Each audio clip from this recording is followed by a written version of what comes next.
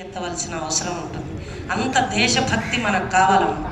కేవలం మనము ఇక్కడ ఊరికే ఈరోజు స్వీట్ హార్ట్ ఏమో ఇస్తారు, సార్ వాళ్ళు రమ్మన్నారు, వచ్చాము కానే కాదు. హృదయపూర్వకంగా పూర్వ రోజులన్నిటినీ వాళ్ళ త్యాగాన్నంతా గుర్తు చేసుకొని మనస్సులో స్థిరపరచుకోవాల్సిన సందర్భం ఇది.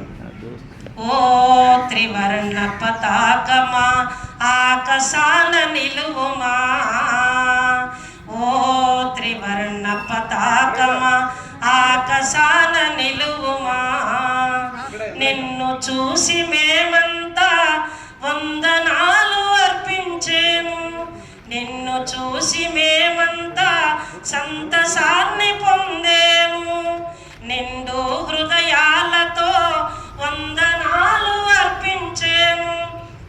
ఓ త్రివర్ణ పతాకమా ఆకాశాన నిలువుమా. ఆకాశం అంటే తెలుసా? ఆకాశం పైన ఉండాలి అని ఎప్పుడైనా. పింగళి వెంకయ్యచే ఘన రీతిలో మలచబడి, పింగళి వెంకయ్యచే ఘన రీతిలో మలచబడి, భారత సంతతికి నీవు గర్వకారణమయ్యావు.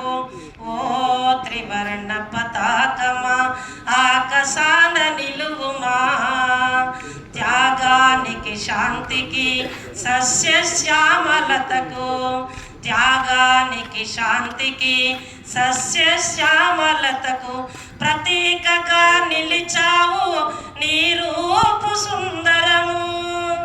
ఓ త్రివర్ణ పతాకమా ఆకాశాన నిలువుమా, జయము నీకు కేతనమా. కేతనం అంటే జెండా.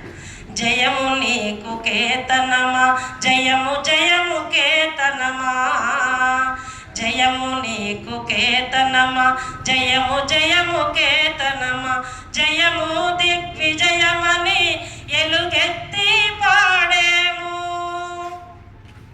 ఓ త్రివర్ణ పతాకమా ఆకాశాన నిలువుమా అంటూ రాశాను నేను.